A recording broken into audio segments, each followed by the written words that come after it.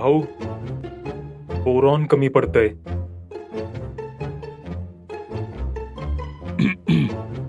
आणि मला फेरस.